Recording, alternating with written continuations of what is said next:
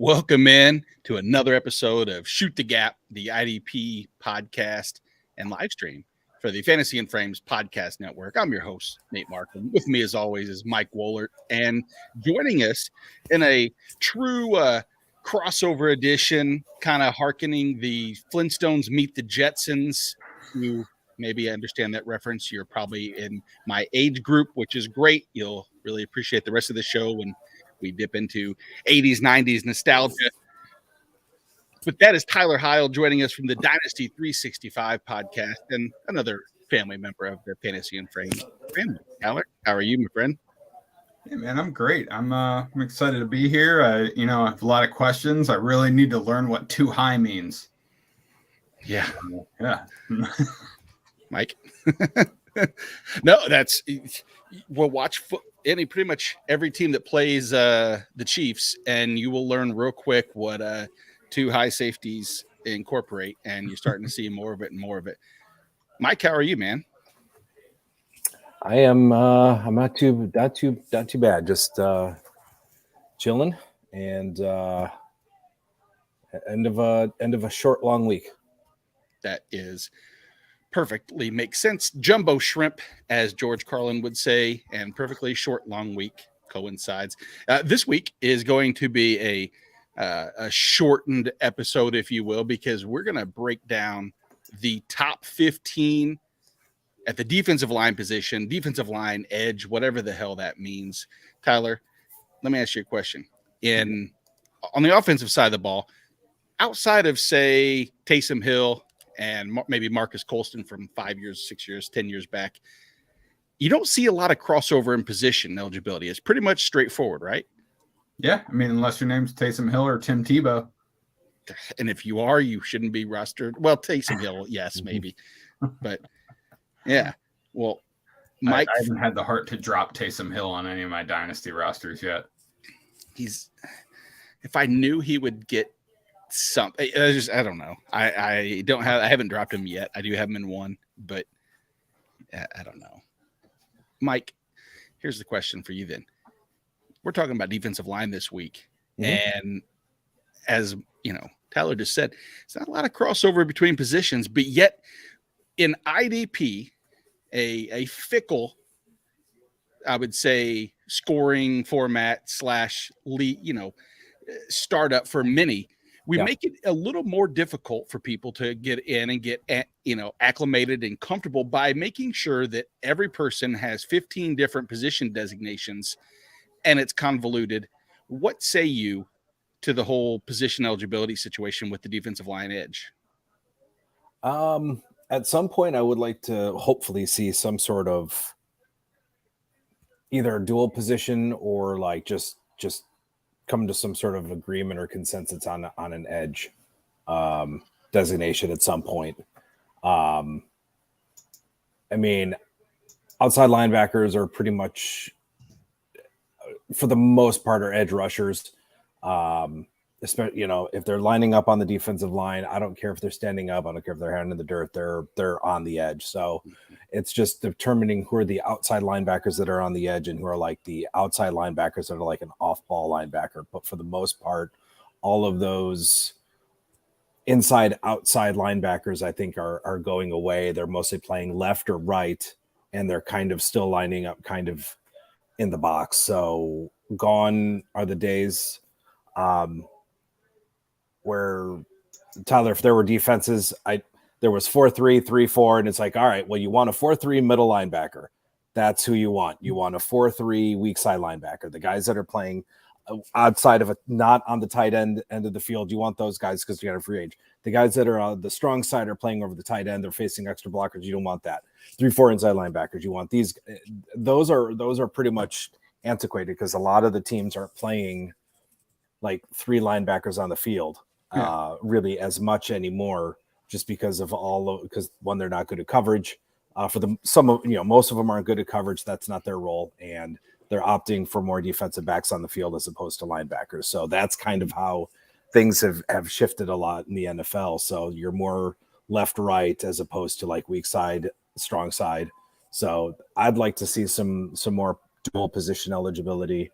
or an edge. I know MFL now. I mean, there's custom settings, so you can manually make. That's just a pain.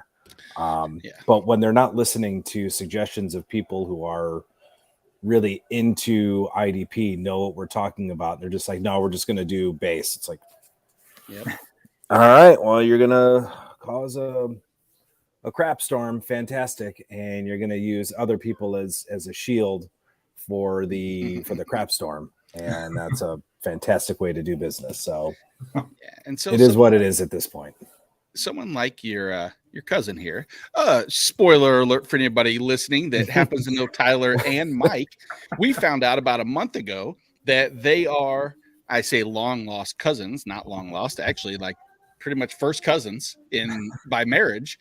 And so this is definitely a family show and a family website. So we'll keep it family friendly for everybody, and we won't cuss out MFL any further about their stupid, horrendous player designations. So Tyler, you're joining us this week because you want to learn and you have questions regarding IDP rankings when it comes to defensive line, because draft season is getting, shockingly close. And when it comes down to it, you're going to need to know, if you're going to dive into the defensive line edge pool, how they should be ranked up. And then the one thing about this, though, I'll tell you, a lot of our rankings when we go in, I have no clue how to rank a lot of my defensive line, because there's linebackers that have linebacker designation that if they play the majority, it's easy to move a lot of the linebackers outside. Zadarius Smith is a name that I'll throw out there because he will be mentioned. I would have him a lot higher. Harold Landry is another person I would have a lot higher, but it becomes a difficult decision to try to figure out which ones you include in what. So as we've said for 1,000 million years, so that's how far fantasy goes back, is 1,000 million years, is know your rules and know your settings. And if you can take advantage of that and look through, I tell everybody before the draft starts, go through as deep as you can and just see who has that dual eligibility. And maybe you can slide a person up. Ryan Wiese, who won the Fantasy and Frames charity tournament 2 years ago, took advantage that, he saw that it was TJ Watt was defensive line eligible, where in some leagues he was only linebacker eligible. And he really, TJ Watt's TJ Watt. He blew up and he did really well. So why is it so hard to determine eligibility? Why can't you just look at snaps with your hand on the ground? That seems common sense. Well, yeah, it's because out like a guy like TJ Watt, he might line up, but he may hand in the dirt doesn't really matter. So what he'll still a lot of times stand up. Yeah, line of scrimmage. Yeah, he'll just stand up on the line of scrimmage. And I agree. He's on the edge. He's outside the tackle. Mm-hmm. He's on the edge. So yeah. Yeah, I don't have an answer. It's there. I think some people are making it a little bit more complicated than it needs to be. One of the issues I think maybe that people would have at linebacker is if you narrow the gap and make it where there's only the two true inside linebackers, maybe it reduces the amount of player pool in that position. But who cares? We have shallow player pools at the one position, the quarterback and a tight end. Those are short, shallow player pools. Why not do the same with inside linebacker? Make those guys even, what I would say, maybe potentially more valuable or less. There's a strategy involved, and just give everybody else edge defensive line designation, and keep it simple for the people that want to play, because we're already 9 minutes in and we've talked about position eligibility. And if I'm a new player, I would have to think, man, it's a little daunting. So let's try to be more welcoming. Let's get more people involved. Mm-hmm. Yeah. So Tyler, I think for this episode, what I'm going to do is I'm going to take off my host hat. I'm going to give it to you. What kind of hat you got on, by the way? Is it a Cleveland hat? It is. It's a Cleveland Clothing Company hat. Look at that. You two both with your Cleveland. Got St. Louis, like hometown homers. That's awesome. And why don't you throw some questions at us? Take a look. We sent you over our rankings And if you would like to share that screen, you can. If you'd like just to go through and us to discuss the rankings for people just listening, I think we'll do a little combination of both. And so I asked each person to go in and give me their top 15 at the defensive line edge position. And we have 4, Mike and myself, and then our fearless leader, Jorge Edwards, has his, as well as Hollywood Titan incorporated his, but he is currently having internet issues because there's storms in Old Tennessee. And so if he can jump in, great. If not, we will give you, we'll use his as a little back and forth to see what we compare and contrast. Okay. Well, looks like I'm not sharing a screen there. Well, that's okay. Well, then I will just go ahead and talk at first. Mike, let's talk about your rankings. And I mean, I think the collective agreement between the 4 of us is that we all have the basically the same top 3. TJ Watt is either first or second in all 4 of ours. Mike, you have him at second. I don't think there's much to say about TJ Watt. I mean, that hasn't already been said. He's at defensive line.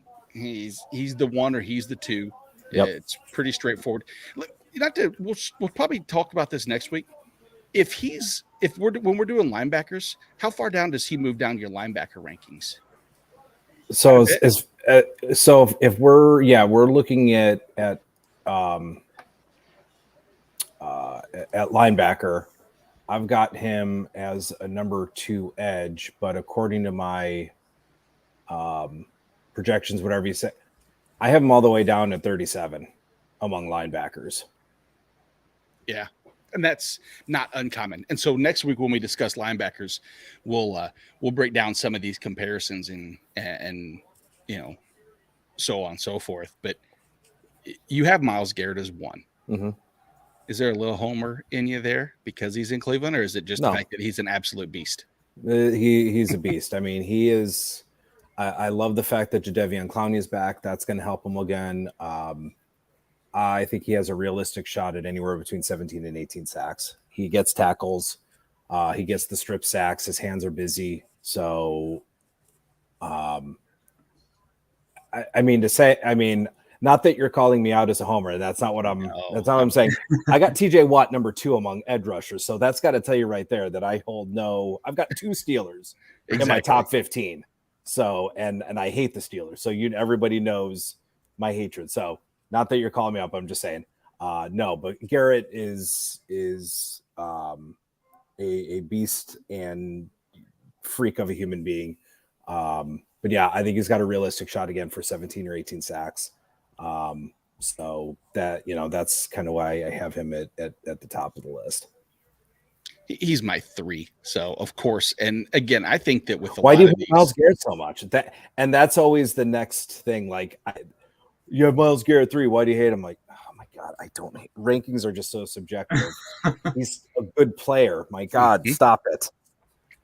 Which is what Tyler and I had this conversation going in, is that these rankings between 1 to really, I mean, probably 1 to 10 is the separation of maybe, a sack and a half. So scoring can come down to it because Tyler, at least on the offensive side of the ball, a catch is a catch. Now, granted, if you want to consider it the line of scrimmage, if they actually maybe do a retro scoring and they say he was behind the line of scrimmage and they give him as a rushing attempt, whatever the case may be, very rarely do you see those changes. Whereas from stadium to stadium and scoring from scoring, a full sack versus a half sack can change your overall point scoring quite a bit. And so, I mean, I've seen that variation where a person, if Myles Garrett gets, credited for 16 and a half sacks instead of 18 sacks, he might be number 8 overall, or probably still top 2 or 3. But so one that jumps out to me here is number 10. Is that Josh Allen of the Jaguars? Yes. So I don't believe he didn't even hit double-digit sacks last year, correct? That would be correct. 7.5. But he's still cracking your top 10. Why is that? Hold on one second. Let me just bring something up here. I should have been prepared. Okay. He gets a decent number of tackles. He has a double-digit sack season to be in the past. So I'm hoping the addition of Walker is going to help him out. So I have him right around the 9-10 sack mark this year. Okay. I think I also had him projected at. I actually have him projected at a high amount of tackles. He's had.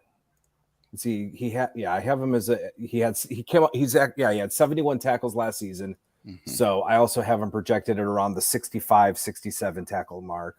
And if you get points for tackles for loss, that also helps him out too. But yeah, I got him right between the 9-10 sack mark. Yeah, I actually have Josh Allen at my number 10 as well, for a lot of the same reasons that Mike mentioned. I do believe Trayvon Walker is going to make a immediate pay dividends. I think that just that defense as a whole is going to make significant strides forward. I mean, look what they've done with Oluwakan, the addition, across the defensive line as a whole. And depending upon, again, Trayvon Walker is lining up in early OTAs on as outside edge, so is he going to be a linebacker eventually on MFL next year? Maybe. Yeah. Who knows? I mean, something to consider too when you're doing drafts for your dynasty is, will they change some of these people that may have eligibility going forward? All you have to do is look into your magic crystal ball, magic 8 ball, and play clairvoyant. And when that happens, let me know what happens. Yeah, he's also a pretty consistent source of pressures. I think he had 50 total.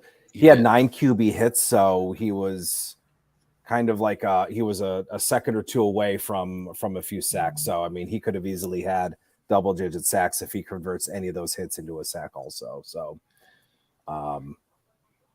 sometimes it's just some of those unlucky breaks. Yeah. Okay. All right. So the other ones that are kind of jumping out at me, I love Max Crosby. He could have a huge year. Is that Casey Hayward at number 12? Yes. Does he consistently pressure the quarterback, or is it largely tackles for loss that puts him up there? Or is it total tackles? He's been a pretty consistent source of tackles at a very at a defensive tackle position. He gets a really good consistent source of tackles. So and he gets the sacks too. And that's why I'm not finding, because I'm putting in Casey. I was going to say, I think it's Cameron Hayward. But yeah. I mean, he's had 2 out of the last 3 seasons. He's had over 80 tackles. He's a good source of tackles for loss. Double-digit sacks last year, 9 sacks, at least 8 or more sacks in the last 4 out of 5 years. So playing that interior lineman, he's able to get to the quarterback. And like I said, the tackle numbers are very consistent as well. Stephon Tuitt retired. So although that doesn't help, that's not going to change his role, but that's one less player that's going to be competing for tackles again. So he's got that same role as he did last year. Stephon Tuitt wasn't there last year, and he just had a monster season without Tuitt on the line. So I'm kind of projecting a very kind of a similar season for him since Tuitt's still not around. You know what's weird about Cam Hayward is, from a defensive tackle position, there's a 6'5", 300-pound middle of the line monster. And for his career, granted, it's a 10-year career, he has 43 passes defensed. And when you get points for passes defense, just last year, he had 9 of them. And you would think that has to be just an outlier season. And to an extent, it is. Because if you look back at the previous years, he's had no less than 3 passes defense since 2016. He had 8 back in 2013. So he is a stat filler, which is another key component, especially for a defensive tackle. If your defensive tackle, let's say in your league they have defensive tackle position, Cam Hayward's probably the number 2 or 3 on that list, if you ask me, because Aaron Donald, I think, is consensus 1, DeForest Buckner 2, and then Cam Hayward is your 3. Yeah, you got guys like Cameron Hayward and Jeffrey Simmons and Kenny Clark. Yeah, Kenny Clark is stud. Exactly. But to be I almost fair, did that. Huh? Cameron Hayward and TJ Watt are losing 2 games a year against Baker Mayfield, so you want to slash their defense number. Maybe not. Maybe not. We might. Who knows with what's happening with Deshaun Watson now and more allegations. Let's not talk about that. Tyler, any other names necessarily stand out or have questions about Mike's top 15? I guess the one that jumps out is Rashaan Gary. He's consistently developed. Are you projecting a breakout season for him this year, Mike? I think you could almost say he's had his breakout season. It's just now establishing the consistency. So, I mean, he's entering his 4th year, 9.5 sacks. He's progressed every year since his rookie year. I mean, obviously 2 sacks as a rookie. You're like, okay, well, not. Then he had 5 in his 2nd year. Now he's at 9.5. And even his tackle numbers, his tackle for loss numbers have gone up. He had a couple of forced fumbles last year. So I'm just seeing that up arrow continuing. So got him at around 59 sacks or 59 sacks, 59 tackles, and right around 10 sacks. Yeah, 59 sacks. Jeez, could you imagine that? That'd be good. That'd be a record. Averaging what, 4 a game? So I've got him right around 10 sacks a game, about 10 tackles for loss, and right around the 60 tackle mark. Yeah, he was tied. He was 4th in the NFL in total pressures with 87, according to PFF. Wow. 58 hurries. Mm-hmm. Like I said, the tackle volume wasn't necessarily there last year as from what your projections are, but you just have to assume the maturation process and the effect that Green Bay's defense, I think, I would say, that if there was one area that they have actually improved upon this year, it was their defense. The Green Bay Packers are my favorite team in the NFL because they have a 2-time MVP quarterback, and they're just like, nah, F you. We're just going to improve the defense. We're going to defend and run the ball. That's all we're going to do. And I like Devontae Wyatt. I like Quay Walker, but I just wonder if either one of those 2 picks could have been used. And I like nothing against Christian Watson, but just seems like they could have looked at that and went, Alan Lazard, Randall Cobb, you guys got this? Yeah, we'll throw in Christian Watson. We'll be good. Bring Sammy Watkins in because he should be solid. And Amari Rodgers, yeah. So I've just named 4 players that I don't trust as far as Aaron Rodgers can throw left-handed. Now, Sammy Watkins has that one blow-up week, and then you just sell high on him. Yeah, it's exactly. Usually week 1. Yeah. Yep. Yeah. Oh well. So, I'm looking at the rankings and a quick run through of Mike's top 15 is Myles Garrett, TJ Watt, Aaron Donald, Danelle Hunter, Nick Bosa, Harold Landry II, Hassan Reddick, Joey Bosa, DeForest Buckner, Josh Allen, Max Crosby, Cameron, not Casey Hayward, Brian Burns, Zadarius Smith, and Rashaan Gary. Mike, I have one that you and I both agree on as far as in our top 15 that Jorge and Hollywood does not, is Hassan Reddick, who I was on with the guys at Club Fantasy, and there's a little Hassan Reddick slander going on over there, and I love those guys, so I'll never question any of Joe's or anybody's opinions on anything, but I know why I have Hassan Reddick decently high. What do you think of Hassan Reddick? Hassan Reddick, for me, if he gets this, he's the one that could either be a top 10 or completely fall out of the top 15, top 20. Because he's been a volume-based guy. He got a big volume in Carolina, and now it's more of a rotation in Philadelphia. I'm under the assumption, or I'm under the projection that Philly spent quite a bit of money on this guy. Why would they spend all this money and give him all this guaranteed money if they were going to play him half the game and rotate him in and out? You spent a lot of money for his ability to stay on the field and to get to the quarterback. So that's what I am banking on. I guess we talk about draft capital, free agent capital. It's been a crap ton of money on him. So again, why would you take him off the field if you're gonna spend all that money? So he's the one I'm still teetering in and out for. But I mean, he's proven that when he gets the volume, he can get to the quarterback. You're playing him, the Cardinals failed to play him at a proper position. And then once they did play him at the proper position, they didn't want to pay him again. So he goes to Carolina, plays a very similar position. Past 2 seasons, he's got 23.5 sacks, 27 tackles for loss. He's gotten over, I want to say over 30 hurries over the last couple of years. I'm not looking at PFF right now, but he can get to the quarterback. He's got a good pressure rate. So I'm assuming he's going to get that snap volume based on what they're paying him.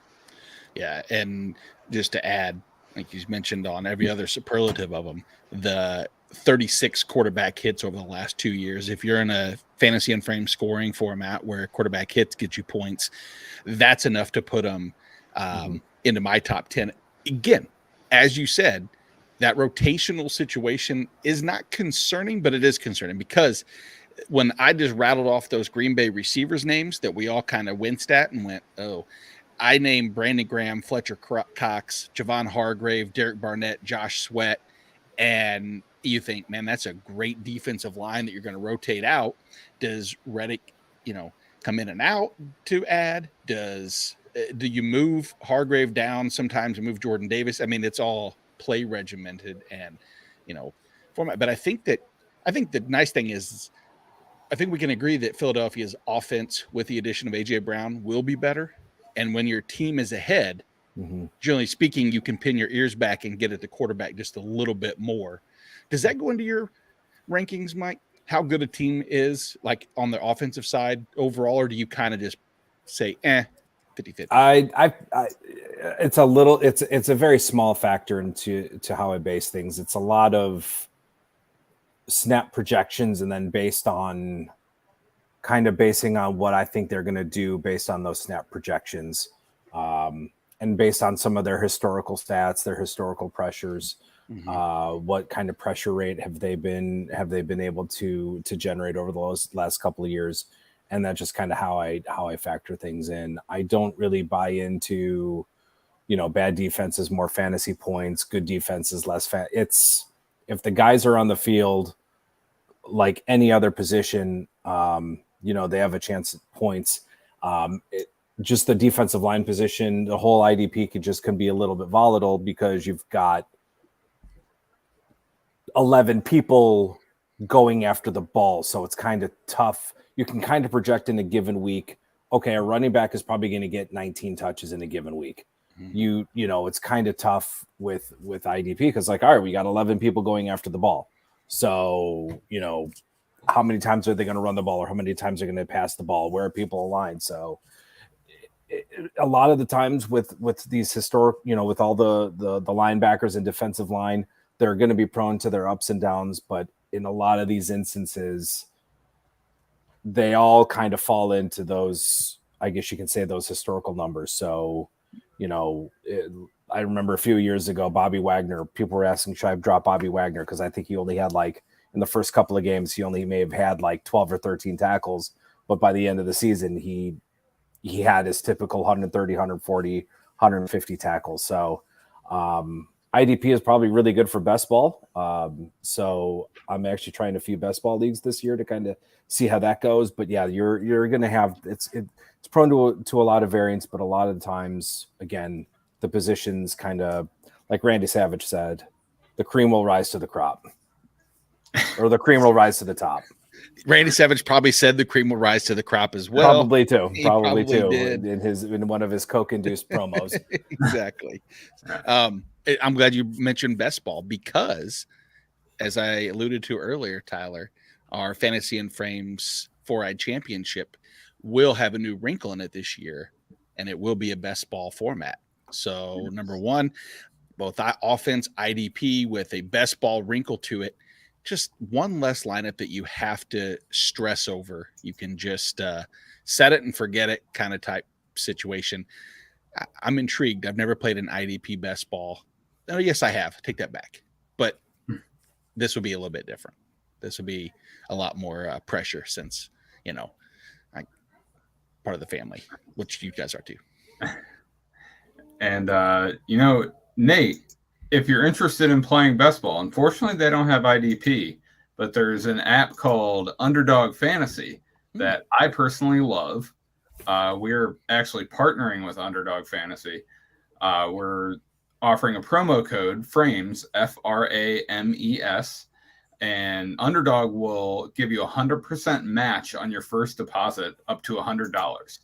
And what you can do on that app is you can play best ball. You can play pick'em props. And this is not just for NFL. This is for every major sports league, NBA, MLB, NHL.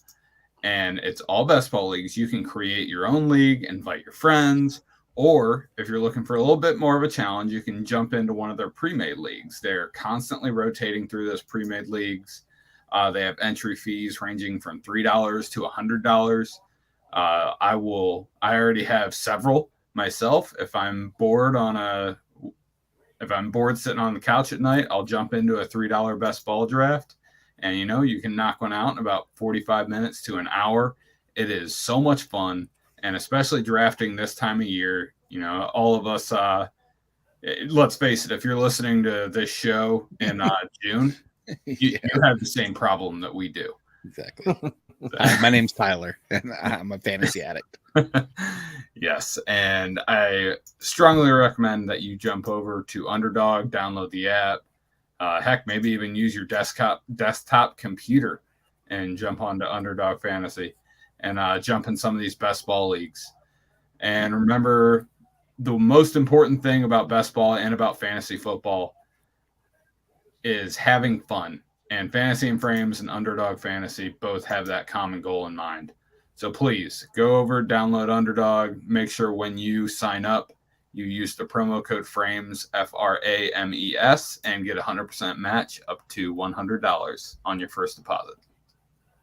Nice. That's awesome. Hey, Underdog, come to Ohio, please. I'd love to be able to play. They're not in Ohio. Really? Underdog is not in Ohio. I don't know why, but Underdog is not available in Ohio. So please, guys, let's go. Ohio, come on. I'm in a state that is heavily controlled by the Seminole tribe with sports gambling, and I can even use Underdog. Well, January 1st, 2023, Ohio gets gambling. So well, there you go. So you ain't got long to wait. You'll have plenty of time to bet on the Chiefs and the playoffs, maybe the Browns, maybe, just maybe. You never know. I don't need to beat up on. I've got outnumbered and outmanned right now currently. So let's jump back into the rankings. We saw Mike's. We've heard Mike's. Hollywood, who, as we mentioned, is in the middle of Tropical Storm Tennessee. We will go ahead and read his rankings. He, shockingly, TJ Watt leads, is his number one. Aaron Donald is his two. And Aaron Donald, across all four of ours, Jorge's the only one that has him outside of his top three, top four. He has him down at 8. Maybe we'll get him on sometime to, as a fantasy footballer said, explain yourself, but we will have a little education. At number 4 is Danelle Hunter, who we didn't talk a lot about, Mike. You have Danelle Hunter at 4. Mm-hmm. I have Danelle Hunter at 5. You would think that wouldn't be much room for conversation, but Danelle Hunter is, I'm going to say this, I still think he's criminally underrated. Would you agree with that statement? Yeah, and I think if you're playing in any leagues, that if you kind of know how your league drafts, if they sort by last year's scoring and that's how they draft, then Danelle Hunter is not going to appear anywhere near any type of scoring because he missed all of last season. So it sounds like he's healthy, and when he is healthy, he's a beast of a rusher, and he doesn't get talked about as much as the Bosas and Garrett and Donald and Watt and all these other guys. So for me, as long as Hunter is healthy, he's a top 4 guy. Yeah. So if you look back at 2018 and 19, where he had a total of 29 sacks between the two seasons, 40 tackles for a loss. Both of those seasons, he had 70 tackles also. So an underrated stat, too, that goes into Danelle Hunter's portfolio is that not only is he very skilled at getting to the quarterback, he also racks up good tackle numbers as well. And like you said, he missed all of 2020, and last year he only played 7 games, and he even set through 7 games. He had 38 tackles, he had 6 sacks, and he had 10 quarterback hits. I mean, that's pacing better than what he did. And now he's coming off of a neck surgery. I was, a little concerned going into last year, but if the Vikings are willing to invest, and they guarantee the roster bonus and everything else, that tells me the doctors who watch him and note on it must feel pretty comfortable with his return. Yep. So, and then after Danelle Hunter is Myles Garrett. Number 6, Tyler, did you – I knew that you were probably – I'm taking the questions out of your mouth, unfortunately. I should shut up and let you talk. I know you're going to ask us about Matt Judon and why he only appears he appears on both Jorge and Hollywood's, but not Mike and I. And why is that, I would say? Yeah, I would love to hear it. I know it. I mean, he had a great year with the Pats last year, and I guess I don't see why he couldn't produce. Yeah, so part of mine is also the fact that I kind of, like I alluded to, I left a lot of the more undefined linebacker defensive edge situations a little unaccounted for. I think that's probably why I left Judon off more than anything, but he's definitely productive from last year. There's no doubt about that. I mean, 60 tackles, 12 and a half sacks, the 25 quarterback hits. That's the one area that makes me optimistic is he's consistently getting to the quarterback. He's had seasons of 18, 20, 33, 21, 25 between the years with Baltimore and New England. Now, Baltimore, I think, is a little more, definitely blitz happy. They were at least. And New England can be, but I don't see quite that same Baltimore high-end upside that we have. I think it's there. He kind of got lost in translation for me between the linebacker and defensive line. Mike, is there anything that you feel like why you have him out of yours as well? So I've got about 12 points separating my top 15 and my top 20, about my top 15 and where I have Judon at 24 among edge rushers. I've got Judon at about 53 tackles and right around the 10 sack mark.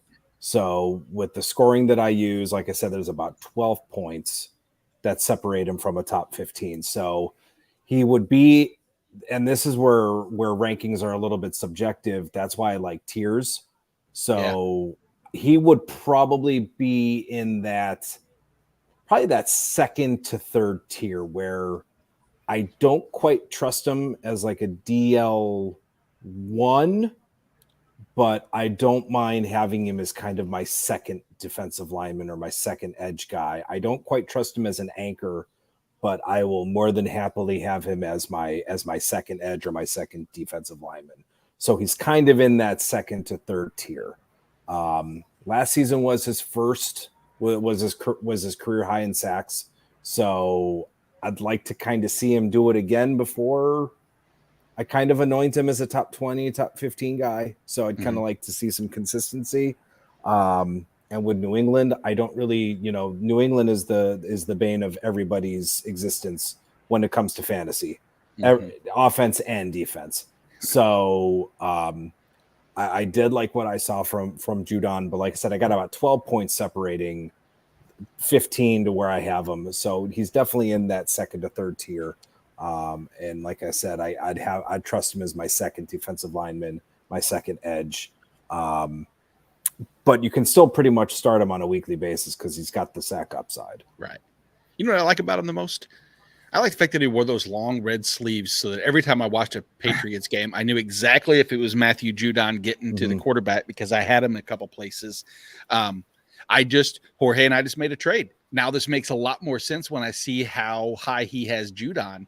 But I got Blake Martinez for Matthew Judon. Who won that trade, Mike? Well, I mean, probably as of right now, he did. With Blake Martinez not being guaranteed to fully healthy? I think Martinez is going to be fully healthy. I got Blake Martinez. You got Martinez? Yeah, then I have no problem. Yeah, I think you won then. Yeah, if you got Martinez, then yeah, I think you got way. it. But and I don't know. Am I the only one that everybody hates, like the linebackers and these defensive linemen wearing single digits? I couldn't care less. I don't care. I don't care. It doesn't make a difference to me. I could care less what numbers. I'm not that stuck in my way that every receiver has to be 84 through 80 through 88. If you're over 300 pounds, you're not allowed to wear a single digit number. I'll grant that. I know the defensive line are not wearing single digits. That would be a little weird. That would be a little weird. But I don't think any of the defensive linemen are wearing single digits, and I don't think any of the offensive linemen are wearing single digits either. No, they are not. Wyatt Teller wearing number 4 or number 6 or 7. It would just stretch. That'd be weird. The way around it would be the longest 4. And then rounding out the rest of the rankings there would be Old Man River. We have Chandler Jones before Cameron Jordan. Chandler Jones, go ahead. Chandler Jones.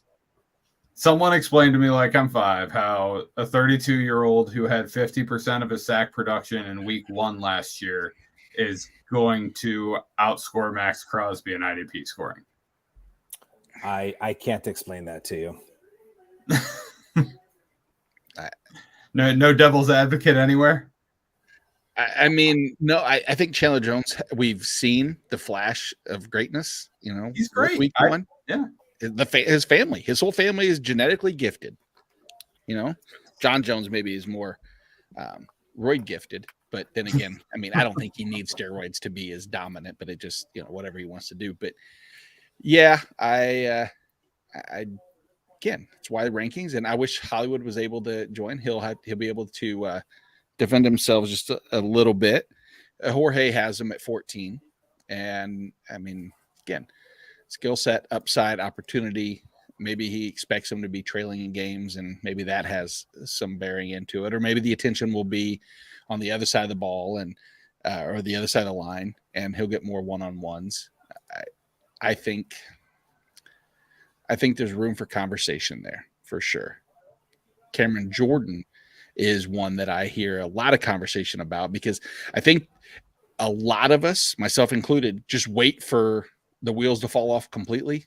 Mm-hmm. Probably because, again, Cameron Jordan, age-wise, I'm not an ageist, not against, I'm a redraft guy. I'm drafting him until the wheels come off. Yeah. I mean, what has he done? All he's done is he's put up double-digit sacks in all but 2 seasons over the last, 6 years. So there's nothing about Cameron Jordan. And I mean, they obviously felt comfortable enough that they're going to let Hendrickson leave last year, 2 years ago, I guess. Marcus Davenport's, I think, emerged growth, I think, will help Cameron Jordan on the other side as well. I mean, sacks are fickle, like is having less one-on-ones or less double teams give him a better chance at higher sack total. I'd love to tell you I knew that for certain, but he had 51 pressures last year. I mean, it's not like he wasn't getting to the quarterback. He doesn't miss tackles when the runners and when the quarterback or the running back is in front of him. Only 5.9% missed tackle rate. So, like you said, till the wheels fall off, Cameron Jordan deserves to be mentioned. Dynasty, maybe a whole different ballgame. Hey, we have a comment from Mr. Jorge Edwards that he definitely won that trade. It is a dynasty league, so if he thinks that Matthew Judon is just emerging right now, then I could say that he's willing to feel that and say that. I still personally don't know if I feel, completely sold. I mean, Judon's getting ready to turn 30. Blake Martinez is what? How old's Blake Martinez? 26, 27. So, I know coming off surgery, 28. Yep. Okay. So, again, it's why you make trades. I don't think it was a bad trade either way. He had deficiencies at on the edge, and I had deficiencies at linebacker. It made sense for both. Which, Yep. if you're going to make a trade, that should be your number one trade strategy. Not just, hey, I have to have player A or player B. It's I have a need. This person has a need. Let's find some way to make that work. Yep. At 9 is Harold Landry. Harold Landry is another one that I really like a lot. I will never accuse Hollywood of the homerisms like I did with you, Mike, and Myles Garrett, because I'm above that. But Harold Landry fell into my linebacker conundrum with that. He's probably, I'm going to guess without seeing your overall rankings, he's probably within your top 20 as well. For just at if we're doing edge defensive line. Yeah. Who are we talking about? Harold Landry, the third. Yeah. I think I have him in my top. If you looked at, I think I had him 6 or 7. Because he had a pretty huge tackle year. So 74. Yeah. Now, does 3 teams occupying 6 spots on this top 15 list, does that add up? Does that math work out? Is that possible? It seems like quite a bit to me. And of course we're talking about TJ Watt, Cameron Hayward, number 1 and number 15, and we're talking about Chandler Jones, Max Crosby, number 7 and number 14, and Khalil Mack and Joey Bosa, number 10, number 11. Well, they're both. Those guys are pretty productive, so I don't think they're necessarily going to cannibalize each other.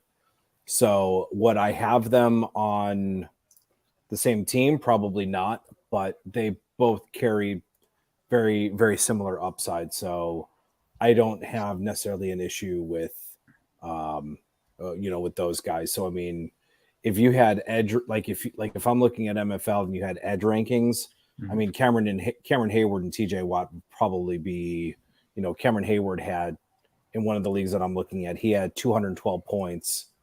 And let's see, TJ Watt. Well, I think he missed a game or two. Let's see. Where is TJ Watt? He is somewhere in Wisconsin killing something. Okay. Yeah, exactly. TJ Watt had 270. He had 270 points. So if you put that into, if you put that into a defensive line ranking, he would have been the DL edge 1 in the scoring, and then Cameron Hayward would have been 3. So they both have the upside to be those types of players. But yeah, I don't see Chandler Jones being a top 10 guy, but Max Crosby certainly has that upside. And Bosa and Mack, both have double-digit sack upside. Yeah, and that's a fair question though, Tyler. Mm-hmm. Because there's a lot of times on the offensive side of the ball, you don't want to have too many players from the same team on your specific team.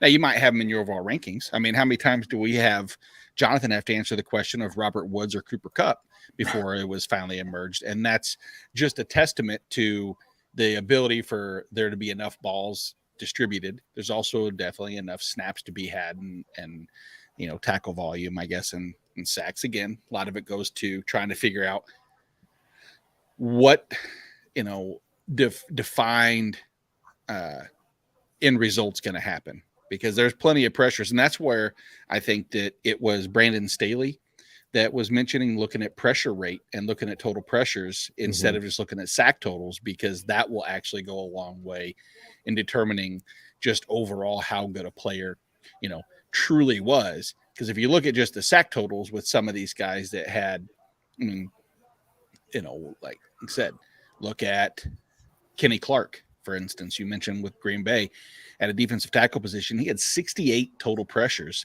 yet only 4 sacks. A lot of that has to do with the defensive tackle position, but maybe you can extrapolate that and say, hey, there's potential for even more. Probably a long-winded way of getting on a tangent, which we're trying to avoid because we still need to go through the rest of these rankings. Oh, we're going to finish up Hollywood's? Yeah. Joey Bosa or Khalil Mack, as you mentioned, is a little off, but Khalil Mack is just an absolute side. Finally in a position where I think that the attention won't be on him as much. That Los Angeles Chargers defense as a whole is going to be dangerous. The AFC West is scary. I don't even want to think about this year personally.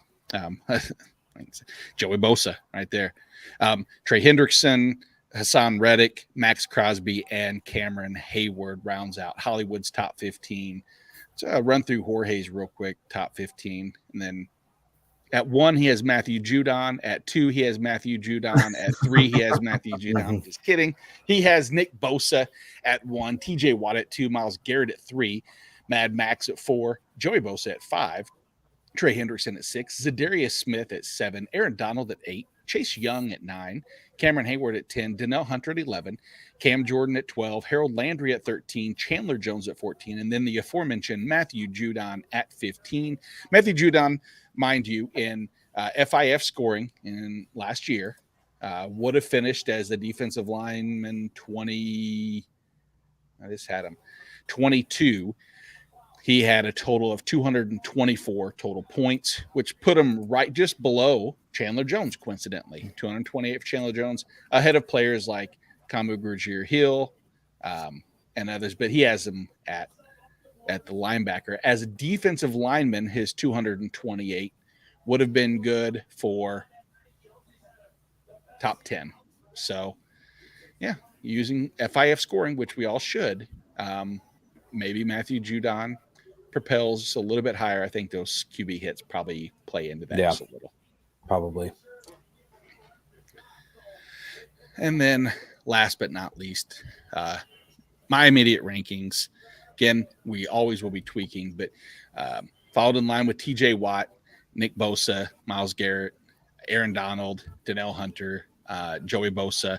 And then at 7, I have Brian Burns. I'm a little higher on Brian Burns than I believe what the consensus is. I think that of everybody, there were 2 of us that had him in our top 15. Mike, you had him at 13, and I have him at 7.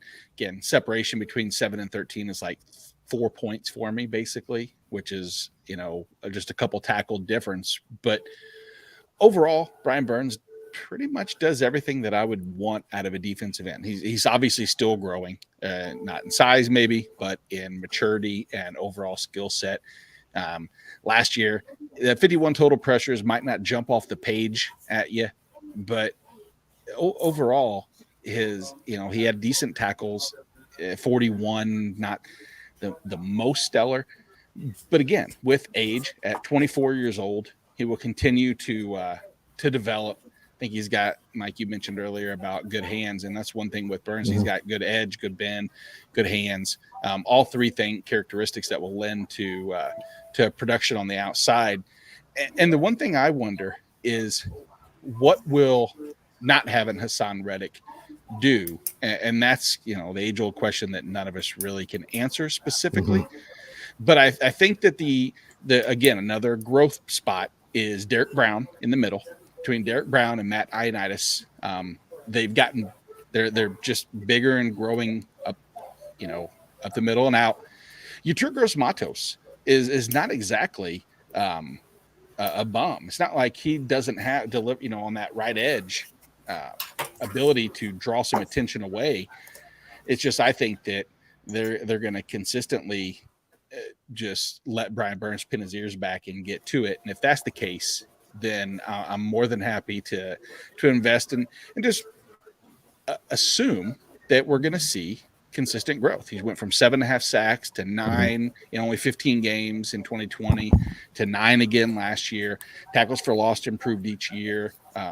Tackle volume stayed similar, and he's getting to the quarterback. So Brian Burns, questionable as far as some 15, but I think he'll be in most people's top 15. Again, Chase Young, just a freak. I think last year was down year, personally. I don't believe that the whole Washington defense looked bad. I mean, realistically, the skill set they had between Sweat and Deron Payne, and they lose Ioannidis, but across the board, Washington just seemed to underwhelm just a little bit. Mike, would you agree with that? Yeah, Young only appeared in 9 games, so I know he got hurt. But he only had 1.5 sacks in those 9 games, so it's a little bit of a concern that a top 2 pick has been okay. And I don't think he's he hasn't reached that 10% threshold for pressure rate yet, but the upside is there just because of where he plays. Those defensive linemen are beasts. So I think he definitely has the upside, but yeah, I think he's just out of my top. I think he's just outside of still my top 15. I think I have him. Where do I have him projected at? I've got him right around eight or 9 sacks. So I'm hoping he does hit double digits. So we'll kind of see what happens this season. Yeah. And finishing it through, Josh Allen, we've touched on. Max Crosby, we've touched on. Marcus Davenport, we briefly touched a little bit. Again, this is just more upside. And this is a redraft. But at the same time, I think that it kind of dives a little bit into, Tyler, into, your realm, into the dynasty format, is that do you on the offensive side, not to get on the offensive tangent, but even in redraft, you incorporate this a little bit of your dynasty gut call into your redraft, right? A little bit, yes. Redraft for me is very cut and dry of, I think this quarterback is going to throw for X touchdown percentage, for X yards per attempt. How do those distribute out? So I don't know if a lot of my dynasty gut feeling really spills over into redraft very much. Gotcha. Because I find that when I'm ranking between, like, say, numbers 10 and 20, if I think a person is emerging, I'll move them up a little bit more so than the person from not an ageist, but I'm looking at Cam Jordan and Marcus Davenport. And if they're really close in my rankings, I might err on the side and just put Davenport. Sometimes with your rankings, you have to get a little, not ballsy, but a little more gut call with that. And, entering his 4th year, it's just, again, improvement across the board. And the one thing with Davenport is he just has to stay healthy. That's the only concern with my ranking, is he hasn't played more than 13 games yet at all.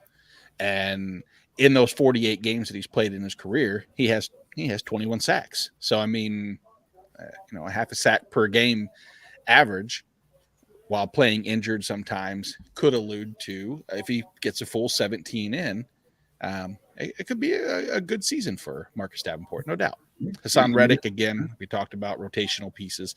Rashaan Gary emerging. And then 15, back and forth. This one's probably more the dynasty in me, but I think Aiden Hutchinson's going to be on the field as much as anybody in my top 15. I mean, if you look, Charles Harris last year played 821 snaps. I can see that same number replicated this year, or 871. I see similar production or similar numbers out of Hutchinson this year. Will he get to double-digit sacks? That's tough for a rookie, like Mike was saying. But there's plenty of names. If I was incorporating more linebackers, I think Hutchinson would probably slip down closer to in the early 20s, more so than maybe mid 20s than 15. So, Tyler, any other questions about any of the rankings as a whole? I know without having Jorge and Hollywood to kind of, defend or extrapolate or even maybe go into detail about some of their guys, we'll have to do that at a later time. Any additional questions you might have? The Marcus Davenport rating really stands out to me. I mean, he just, like you said, he hasn't played a lot of games. He's been really hurt. But he just hasn't been all that productive. Is that because he has been hurt, or just because he hasn't been productive? Well, I mean, I'm always going to assume. So at one point, if you go back really, 2.5 years ago, one of the things also was it was a rotation too. He was rotating in and out between Trey and Cameron Jordan. So really more Trey than anything. But he last year, I mean, career highs in pass rush grade. He had a 21% win rate last year. Both are top 12 of his position. Like I say, career high sacks. He looked different, but you just have to put it's hard to ever err on the side of caution and assume someone's not injury prone, but the trending upward is there. And for him to, in such limited games, and you have to assume that even, I don't know if he was playing injured. I don't know that answer. That's the thing. I mean, when he missed the games, did he play significant snaps? I guess I can look at his snaps. He hasn't topped 600 in his career. Yeah. Oh, no. So he came back in week 7 and he played 35 snaps. Week 8, he played 40.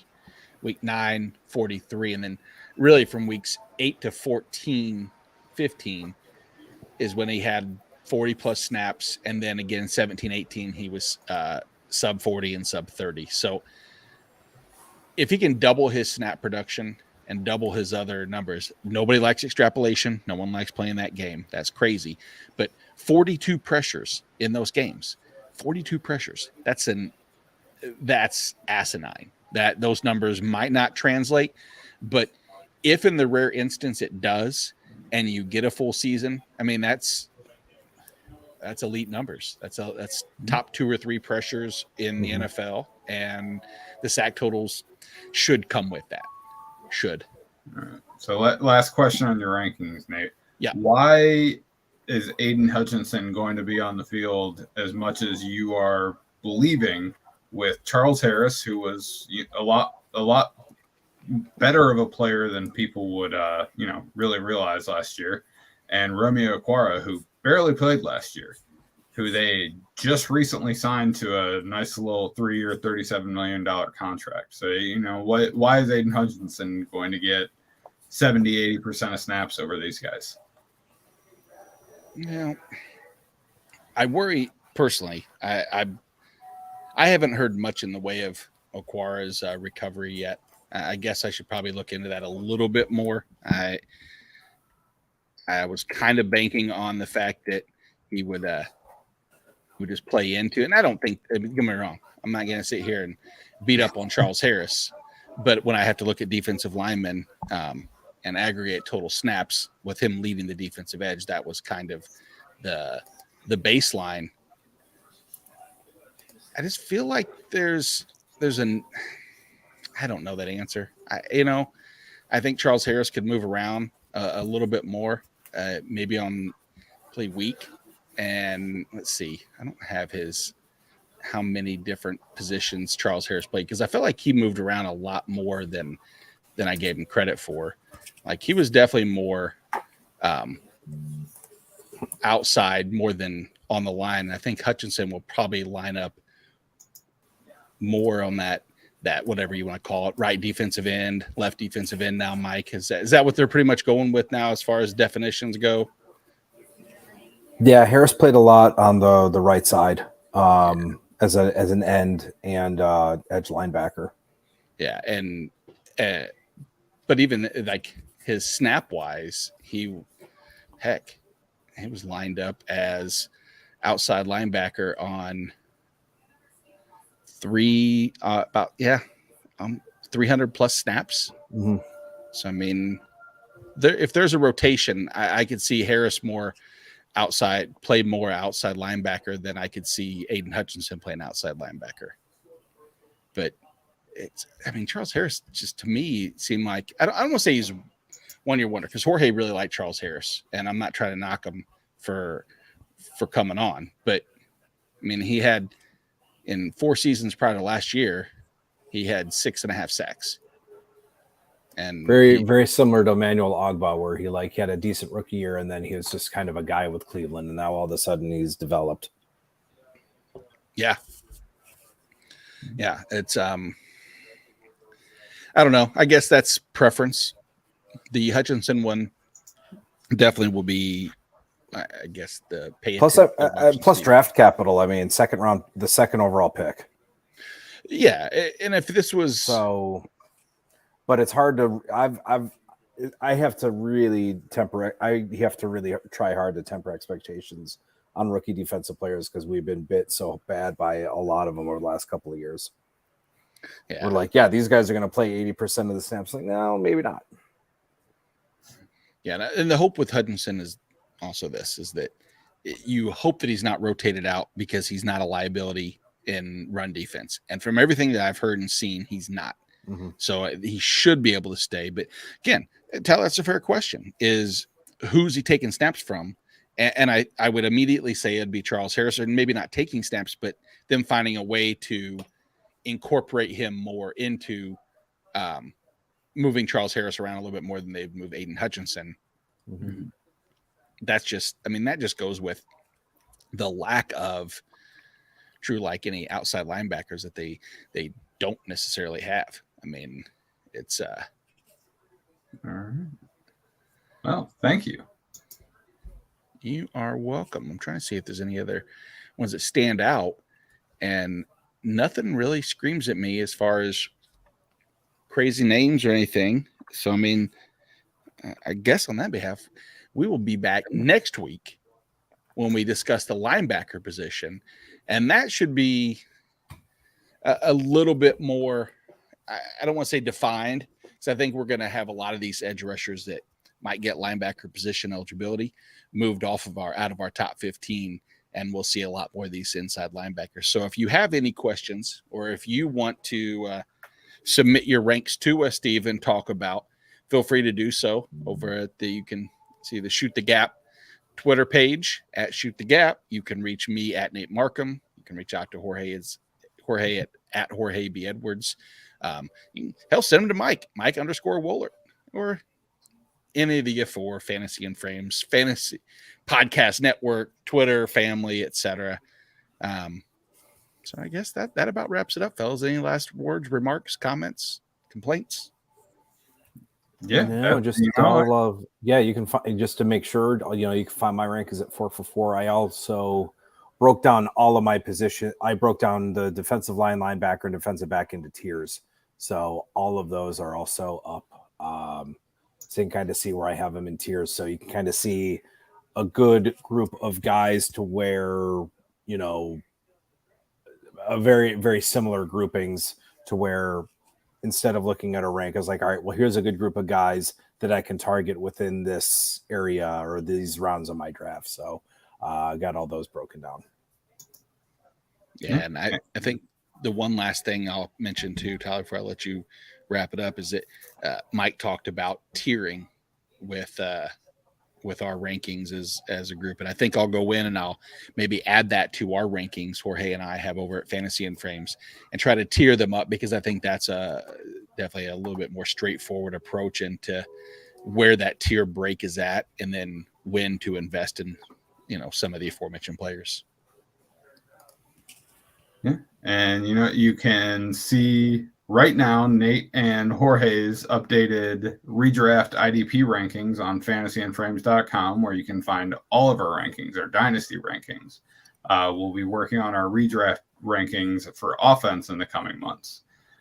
We have our rookie prospect rankings up there if you still have yet to do rookie rankings for the offensive side of the ball.